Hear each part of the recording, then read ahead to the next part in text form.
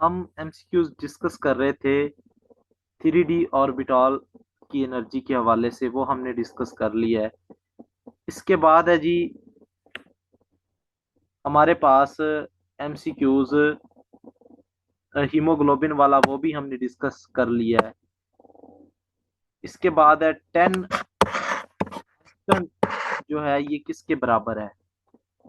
ठीक है जी, तो इसके ऑप्शन थे आपके पास डिफरेंट, 10⁻⁻8, 6, 7। तो यहाँ पर ये आपको पता होना चाहिए था कि ये है अंगस्टन किसके इक्वल है, तो ये आ जाना था 10⁻⁻7 इसका जो करेक्ट ऑप्शन था।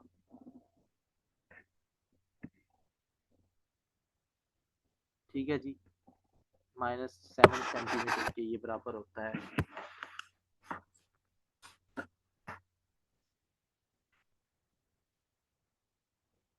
इसके बाद है बेटा आपके पास number of theoretical plates tells us about, ये मैंने कॉलम क्रोमेटोग्राफी में आपको थ्योरेटिकल प्लेट्स का आइडिया दिया था। तो ये basically efficiency of column chromatography, क्योंकि अभी टाइम शॉर्ट है तो जल्दी जल्दी से हम आंसर्स की तरफ जाते हैं, ताकि आपको एक आइडिया हो सके कि जी ये वाले ऑप्शन जो थे वो करेक्ट थे। What is you which what is use to speed up the chemical reaction, तो कैटलिस्ट होता है। ये जो होते हैं बेसिकली स्पीड को इंक्रीज करते, अगर वहाँ इंजाइम थे तो वो भी हो सकते थे, दोनों ऑप्शन करेक्ट थे, लेकिन इंजाइम नहीं था। What is the formula of bleaching powder, तो ये फॉर्मूला आपको पता है, कैल्शियम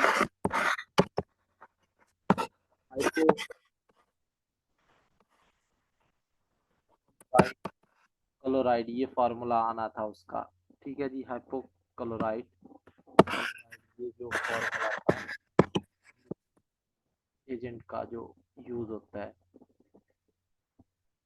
और ये एक आपको इस कंपाउंड के बारे में मजे की बात बताऊं, यहाँ पर जो है बेसिकली क्लोरीन है +1 और -1 की ऑक्सीडेशन स्टेट में एग्जिस्ट करता है। ये ऐसा कंपाउंड है, ये भी याद रखना। इसके बाद है the element exist in more than one form, तो ये एलोट्रोपी होती है कि जैसे कार्बन है, कार्बन ब्लैक में कार्बन की डिफरेंट फॉर्म्स आ जाती हैं। ठीक है, तो एलिमेंट का एक से ज्यादा, डायमंड हो गया, ग्रेफाइट हो गया, बहुत सी फॉर्म है कार्बन की, तो फ्लोरीन हो गया, बक्की बॉल हो गई, तो एक से ज्यादा फॉर्म में एग्जिस्ट करना ये एलोट्रोपी होती है। Which of the following as cubic structure, diamond का जो स्ट्रक्चर है और NaCl का स्ट्रक्चर है, आयरन का स्ट्रक्चर है, सबका ही क्यूबिक होता है। ठीक है जी, तो ऑल ऑप्शन आना था। ठीक है, इसके बाद है आपके पास बेटा which one do not follow octet rule, oxygen है, कार्बन है, क्लोरीन है, फास्फोरस है। तो ये है फास्फोरस फॉलो नहीं करता। उसकी रीजन मैं आपको बता दूं, PCl3 जो है, यहाँ पर अगर आप चेक करें, फास्फोरस के पास आखिरी शेल में 5 इलेक्ट्रॉन होते हैं, तो क्लोरीन के साथ शेयरिंग करके ये 3 इलेक्ट्रॉन गेन करके, शेयरिंग करके 8 इलेक्ट्रॉन पूरे कर लेता है, तो ऑक्टेट कंप्लीट हो गया। यहाँ पर ही इसको स्टॉप हो जाना चाहिए था, लेकिन ये PCl5 भी बना देता है। PCl5 में आप देखो तो 10 इलेक्ट्रॉन हो जाते हैं इसके सराउंडिंग में, तो इट मीन्स कि ये ऑक्टेट रूल को फॉलो नहीं करता। ठीक है जी, इसके बाद है बेटा ऑक्सीडेशन नंबर ऑफ मैंगनीज इन, बहुत आसान है ये, मैंने आपको कोऑर्डिनेशन केमिस्ट्री में जो ऑक्सीडेशन कैलकुलेट करने का तरीकाकार बताया हुआ है, बाकायदा यूट्यूब पर लेक्चर्स भी आपसे शेयर किए हुए हैं। तो यहाँ पर मैंगनीज को एक्स रख लें, ऑक्सीजन को आपने क्या कर लेना था, -8 हो गया, और चार्ज इसके ऊपर -2 है। ये बच्चों वाले सवाल है, देखिए पास नहीं, तो ये इसका बेटा +6 आ रहा है ऑक्सीडेशन स्टेट। इसके बाद है जी, उसने कहा है कैटाइन के पास +3 चार्ज है और 10 इलेक्ट्रॉन है, तो हाउ मेनी प्रोटॉन, तो बेटा एक बात याद रख लो, प्रोटॉन नहीं निकलते होते सिस्टम से, ठीक है, इलेक्ट्रॉन निकलते होते हैं वैलेंस शेल से, क्योंकि लूजली बाउंडेड होते हैं तो वो इलेक्ट्रॉन्स रिमूव हो रहे होते हैं। तो प्रोटॉन इट मींस के 3 इलेक्ट्रॉन लूज कर दिए तो 13 है, तो न्यूट्रल होगा तो उसके अंदर न्यूट्रॉन और प्रोटॉन की तादाद जो होती है वो बराबर होती है, तो 13 प्रोटॉन आएंगे। इसके बाद हम बात करें which of the following has pyramidal shape, ये हो गया है, डिस्कस कर लिया पहले ही। How to dilute an acid, अच्छा ये बात आप थोड़ी सी मैं आपको बता दूं, लैब में आप भी काम करते होंगे, डेफिनेटली केमिस्ट हैं और अप्लाई भी आपने एनालिस्ट की पोस्ट के लिए की है, तो कभी भी ये गलती नहीं करनी। एसिड है इन बीकर में, आपने क्या किया कि 5 ml एसिड था, आपने 5 ml वाटर डाल दिया, तो बेटा ये आप नुकसान कर बैठेंगे अपना। कभी भी ये गलती नहीं करनी, कभी भी ये गलती नहीं करनी, क्योंकि उसमें हाइड्रोजन गैस रिलीज होती है, जहां पर भी हाइड्रोजन गैस रिलीज होती है वहां पर एक्सप्लोशन होती है, धमाका होता है, ये बात हमेशा याद रखनी, वहां पर एनर्जी की प्रोडक्शन होती है। तो एसिड के अंदर पानी नहीं डालना, आपने क्या करना है, वाटर लेना है, जितना आपने फॉर एग्जांपल 100 ml तक करना है, मैं थोड़ा सा आपको समझा रहा हूँ, टेक्निकल पॉइंट है। 100 ml तक आपने वो डाइल्यूट करके उसका टोटल वॉल्यूम बनाना है। आपने क्या किया, 50 ml आपने ले लिया वाटर, आपने 10 ml एसिड डालना है, ठीक है जी, 10 ml आपने एसिड डालना है। आवाज आ रही है आप लोगों को? जी बेटा, आवाज आ रही है या नहीं? हाँ जी,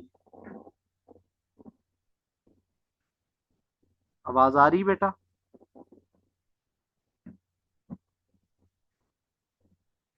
हाँ जी बताएं, क्या मसला बन गया?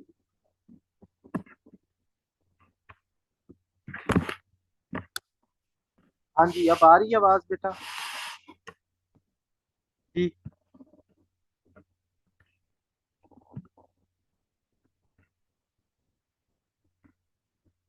जी, आवाज आ रही है या नहीं अभी?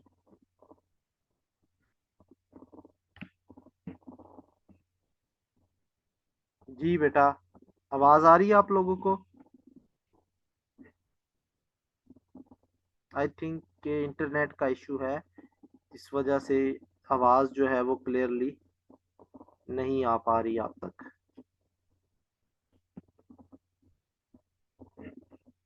जी स्टूडेंट्स, आवाज आ रही है?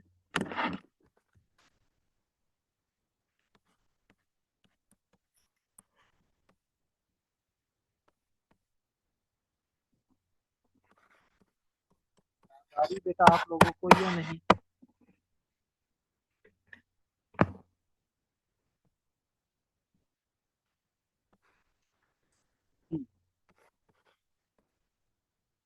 हेलो,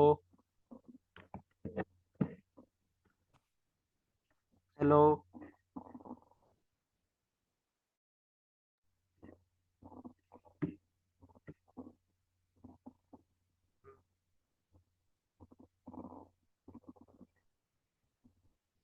आवाज आवाज आ रही है अभी बेटा? अब बताएं। आई थिंक इंटरनेट का मसला है, इस वजह से क्लियरली आवाज नहीं आ रही, तो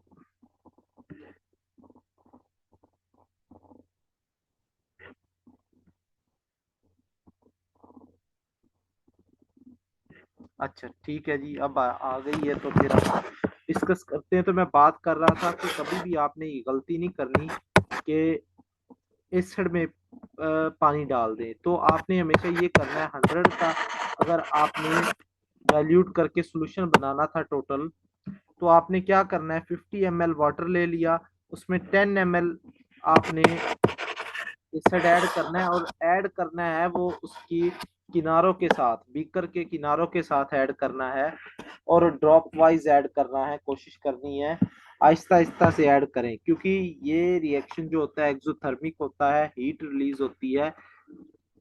तो ये ऑप्शन आपके पास ठीक होना था कि वाटर में एसिड ऐड करना है, ठीक है जी। इसके बाद है latest energy is the energy of, तो ये मैंने आपको केमिकल बॉन्डिंग के लेक्चर्स में बड़ा अच्छे से latest energy born Haber cycle का कॉन्सेप्ट जो है वो बताया था। तो बेटा ये जो बेसिकली एनर्जी ऑफ फॉर्मेशन है, लेटेस्ट एनर्जी जो है, याद रखें, क्योंकि हम फॉर्मेशन की बात कर रहे हैं ना, एक मोल की फॉर्मेशन के लिए जो एनर्जी चाहिए होती है, चाहिए भी हो सकती है और रिलीज भी हो सकती, दोनों हो सकती है। ईडीटीए, ये कोऑर्डिनेशन केमिस्ट्री के मैंने पिछले दिनों में लेक्चर शेयर किए थे और बताया भी था कि कोऑर्डिनेशन केमिस्ट्री बहुत इंपॉर्टेंट चैप्टर है। इसमें से 5-6 एमसीक्यूज आते हैं और वही हुआ कि केमिकल बॉन्डिंग कोऑर्डिनेशन मिला लें तो 10-12 एमसीक्यूज बने हुए हैं। तो ईडीटीए हेक्साडेंटेट लिगेंड होता है जी, याद रखें, यानी ये 6 लोन पेयर जो है वो डोनेट कर सकता है। विच डिटेक्टर इज मोर सेंसिटिव, तो रिफ्रैक्टिव इंडेक्स डिटेक्टर है, इलेक्ट्रोकेमिकल डिटेक्टर है, फ्लोरिसेंस डिटेक्टर है, पीडीए डिटेक्टर है। ठीक है, तो यहाँ पर जो ऑप्शन है करेक्ट वो आपके पास जो होना चाहिए बेसिकली वो फ्लोरिसेंस डिटेक्टर होना चाहिए। ठीक है, इसके बाद है O2 की हाइब्रिडाइजेशन क्या है, कोई बता सकता है O2 की हाइब्रिडाइजेशन क्या है? O2 की हाइब्रिडाइजेशन नहीं होती। कुछ कंपाउंड ऐसे हैं जिनकी हाइब्रिडाइजेशन नहीं होती, जैसे कि PH3 हो गया, ठीक है, HCl हो गया। आप पूछेंगे क्यों नहीं होती, तो मैं आपको एक बात बता दूं, हाइब्रिडाइजेशन का मतलब है जैसे घर में हम जूस बनाते हैं तो डिफरेंट चीजों को मिक्स करके ही बनाते हैं ना, तो O2 में क्या है, सेम है, एनर्जी लेवल सेम है दोनों के। और इनकी हाइब्रिडाइजेशन ना होने की रीजन है ड्रैगोज रूल। केमिकल बॉन्डिंग के आपने लेक्चर सुने हैं तो वहां पर मैंने बताया ड्रैगोज रूल क्या है। और इनकी हाइब्रिडाइजेशन क्यों नहीं होती, क्योंकि जो आपके पास अगर हम बात करें ना ऑर्बिटॉल्स की एक्स वाई जी के ऊपर, अगर हम उनको ड्रॉ करें तो बेटा याद रखें ये जो ऑर्बिटॉल्स होते हैं ये अगर एक दूसरे के साथ 90 के एंगल पर मिल रहे हों तो उनकी हाइब्रिडाइजेशन नहीं होती, क्योंकि प्योर ऑर्बिटॉल्स जो होते हैं वो 90 के एंगल पर मिलते हैं। ठीक है, तो प्योर ऑर्बिटॉल्स की हाइब्रिडाइजेशन नहीं होती, जो मिक्स्ड होते हैं उनका एंगल चेंज हो जाता है। ठीक है, इसलिए उनकी हाइब्रिडाइजेशन नहीं होती। लेकिन O2 के केस में तो वैसे ही वो प्योर है, तो इस केस में बॉन्ड एंगल का कॉन्सेप्ट नहीं आपने लगा के बैठ जाना। ये ड्रैगोस रूल का आपको एक बताया है, मोस्टली लोग नहीं जानते इसको, लेकिन पढ़ लें। फर्दर आप यूट्यूब पर जो है केमिस्ट्री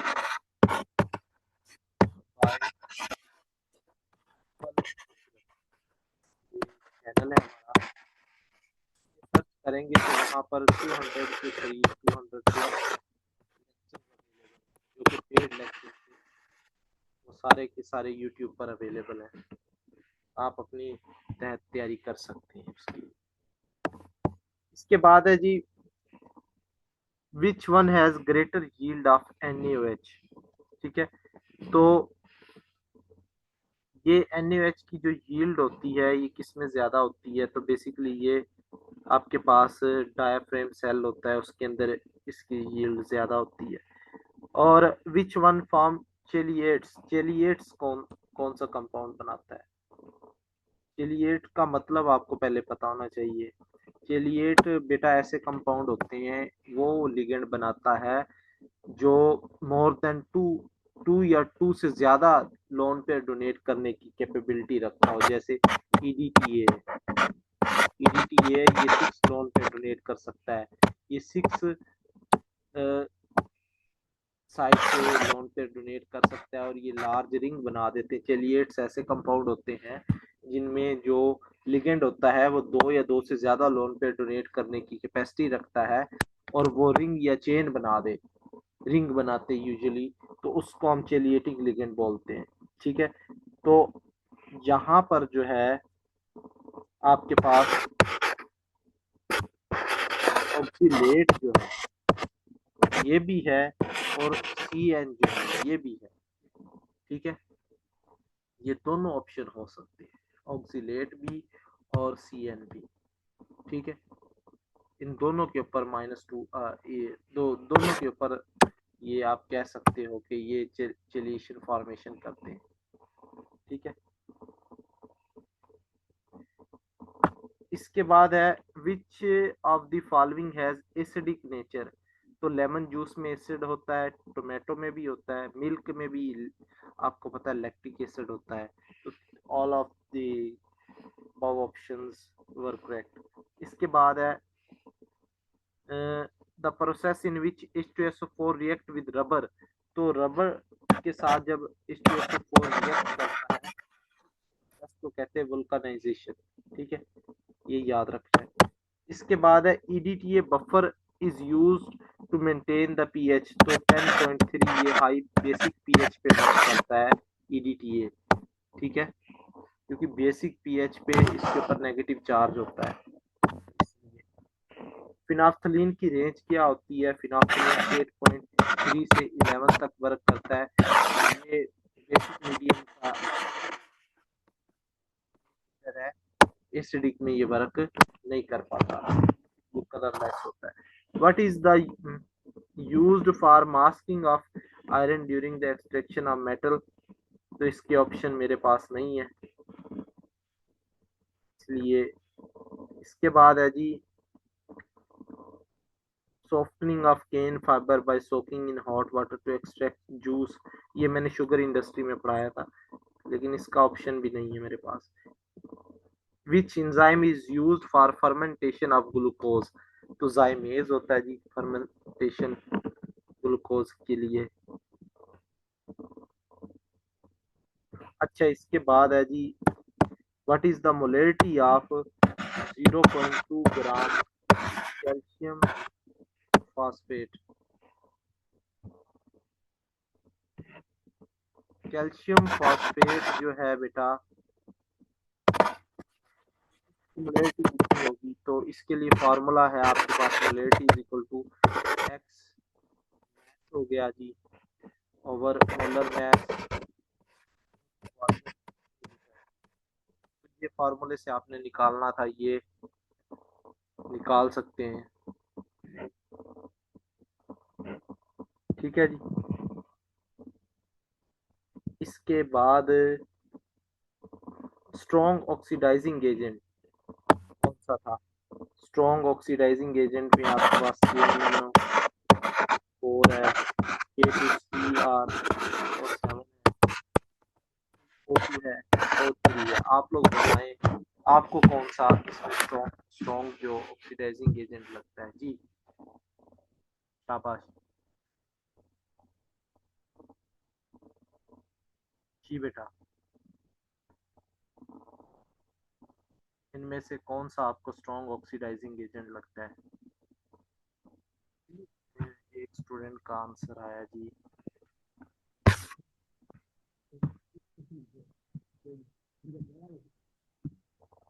H2O2 K2CR2O7। और बाकी स्टूडेंट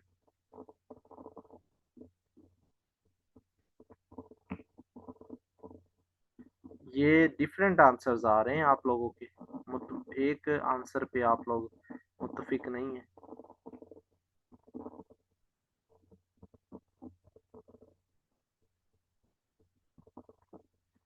अगर ये आंसर्स ही ना हो फिर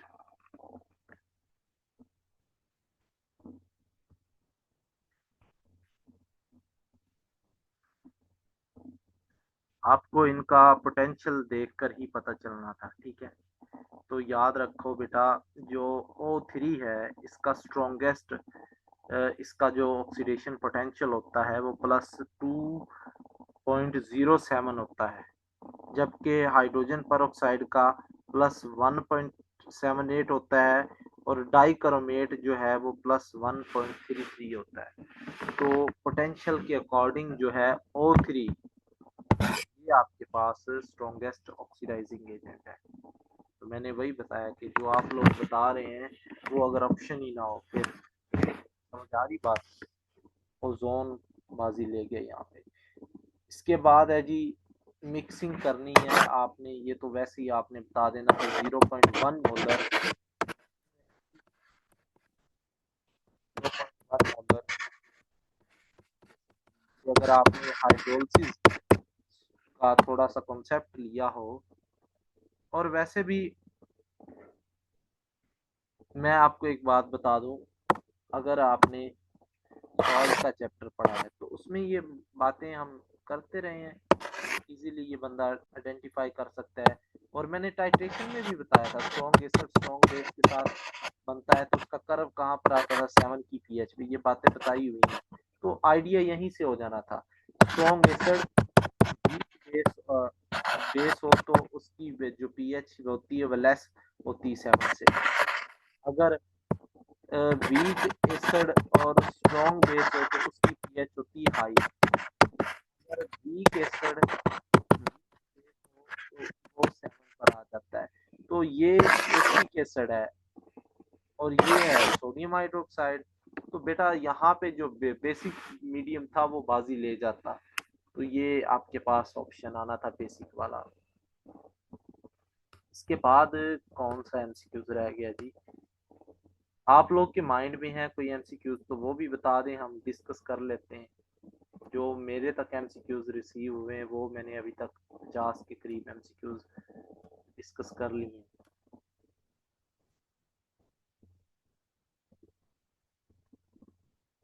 जी। Any other?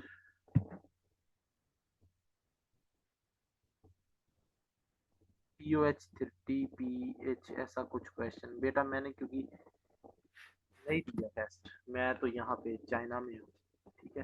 तो मुझे नहीं पता कि ऐसा कौन सा एमसीक्यूज था। तो आप लोग ज़रूर मुझसे बताएं, हम उसको डिस्कस करते हैं। सन कंपोजिशन बता दिया 99% है जी, इसके अलावा कोई और? देखिए बेटा, हमने सेशन स्टार्ट करवाया था अपना, तो मुझे इतना यकीन है अगर वो स्टूडेंट्स ने नोट्स पढ़े हों जो हमने शेयर किए थे और जो लेक्चर दिए थे, तो 70 मार्क्स तो इजीली आ जाने चाहिए थे, आसानी से आ जाने चाहिए थे, क्योंकि टेस्ट कोई इतना टफ नहीं है। और अगर आपने किया हो तो मुश्किल नहीं थी। मिसबा शाहिद, कैसा हुआ टेस्ट बेटा आपका? मिसबा, आपको आवाज आ रही है?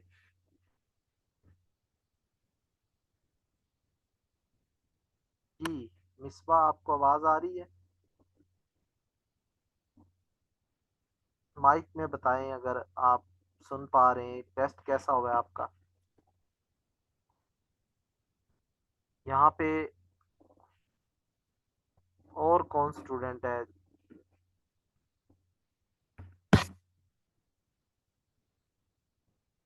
गुजारा हुआ है। गुजारा बेटा, जी सर, अस्सलाम वालेकुम। आपकी आवाज़ बहुत कम आ रही है।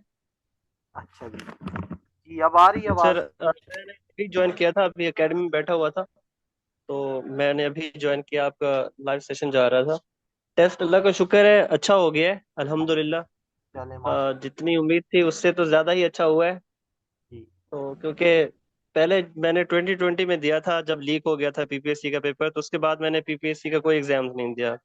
जी तो पढ़ा रहा था, 8 साल से ही पढ़ा रहा हूँ। स्कूल में भी, कॉलेजेस का भी एक्सपीरियंस है मेरे पास, अभी कॉलेज में भी पढ़ा रहा हूँ। तो काफी फायदा हो गया था। मैट्रिक एफएससी से काफी सारे एमसीक्यूज आए हुए थे। और बाकी पास पेपर से, जो 4 साल के पास पेपर हैं 2020 और 22, मेरे ख्याल में मैंने इनकी प्रैक्टिस की थी, तो यहाँ से भी एमसीक्यूज आए हुए थे। जी। और मैट्रिक से आया हुआ था, न्यूट्रॉन को किसने डिस्कवर किया था, चैडविक वाला है। बहुत से एमसीक्यूज और है मैट्रिक से तो।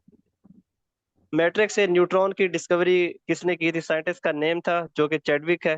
जी बिल्कुल।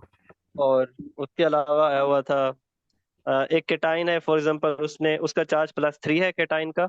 हाँ बिल्कुल, और ये हमने डिस्कस किया है। उसके पास, जी, ओके, मैंने अभी ज्वाइन किया था, सॉरी। ये और जो आप ऑक्सीजन वाला मैं थोड़ा सा वो हो गया था मुझे। O2 का आप पूछ रहे थे कि what is the type of hybridization in O2। O, तो O oxygen oxygen double bond है तो जी। तो आपने sp2 समझा होगा। तो मैंने sp2 समझा, मैंने भी सर्च किया, वो sp हाइब्रिडाइजेशन निकली है। तो ये ये कोई भी नहीं हाइब्रिडाइजेशन बेटा पहले O2 ये में। कीवर्ड मतलब वो O2 में कॉन्सेप्ट याद रखा हुआ था कि डबल बॉन्ड वाले सारे sp2 ही होते हैं। O2 में कोई भी हाइब्रिडाइजेशन नहीं होती, याद रखें। जी ऐसा ही है। क्योंकि वो आपका एक प्योर मॉलिक्यूल है, ठीक है। उसमें जी हाइब्रिडाइजेशन तो ये होती है जब हाइब्रिड ऑर्बिटॉल्स आपस में मिलते हैं।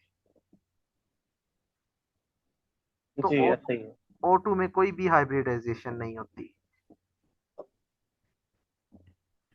मैंने अभी मेटा एआई से पूछा था तो वो बोले थे sp हाइब्रिडाइजेशन है इसमें, sp2 नहीं है। AI जो है ये गलत बता रहा है, इसमें कोई जी सदाकत नहीं है, उसमें कोई हाइब्रिडाइजेशन नहीं होती। जी। नेल पेंट रिमूवर जो है वो अभी एसीटोन होता है। तो बेटा कोई इतना खासा मुश्किल टेस्ट नहीं था। बाकी जी ऐसा ही है। जी, अल्लाह आप सबको कामयाब करे, कोशिश करें आगे जी से अल्लाह करे बस रिजल्ट हाँ अच्छा आ जाए। जी, इंशाल्लाह आगे बढ़ने की कोशिश जारी रखें, उम्मीद पे दुनिया कायम है। और अल्लाह से अच्छी जी ही उम्मीद रखें। और अब क्योंकि पीपीएससी ने एक रूल पास कर दिया है, बहुत अच्छा है, देर आए दुरुस्त आए, कि जो भी जनरल नॉलेज की पोस्ट है उस पर जनरल नॉलेज आएगा, जो सब्जेक्ट की पोस्ट है उस पर सब्जेक्ट बेस्ड नॉलेज आएगा। तो आपको वो ज्यादा मेहनत करनी पड़ती थी 20 नंबरों के लिए जनरल नॉलेज की और इधर उधर की चीजों की। अब वो सिस्टम नहीं रहा, अब आसानी है। तो अब तो सिर्फ आपको सब्जेक्ट तैयार करना है। अगर आप वो भी नहीं कर सकते तो फिर केमिस्ट्री पे आपको नजर दौड़ानी चाहिए, खुद पे दौड़ानी चाहिए कि आप कहाँ पे मिस्टेक कर रहे हैं। देखिए मैं आपको एक मशवरा दूं, अगर आप केमिस्ट्री तैयारी करना चाहते हैं तो बेसिक्स अपनी इम्प्रूव कर लें। जिस बंदे की बेस नहीं है वो केमिस्ट्री नहीं तैयार कर सकता। तो बेस अगर आपकी अच्छी है तो आपके कॉन्सेप्ट डिवेल्प हो जाएंगे। बेस अपनी मजबूत रखें और इंशाल्लाह अल्लाह खैर करेंगे। बाकी अगर आपका कोई सवाल है तो आप बेटा माइक ऑन करके पूछ सकते हैं, अदरवाइज हम ये मीटिंग एंड करते हैं। Any question?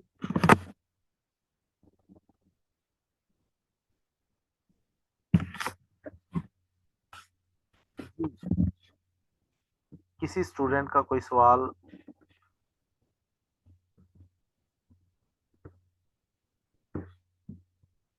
ठीक है, अगर बेटा आपका कोई सवाल नहीं है तो इंशाल्लाह दोबारा भी आप लोगों से मुलाकात होती रहेगी। जब भी इस तरह का मौका हुआ या आपको कोई हेल्प चाहिए हुई तो हम अवेलेबल है। अपना ख्याल रखिएगा। और ये जो लेक्चर हैं यूट्यूब पर आपको अवेलेबल हो जाएंगे इंशाल्लाह। और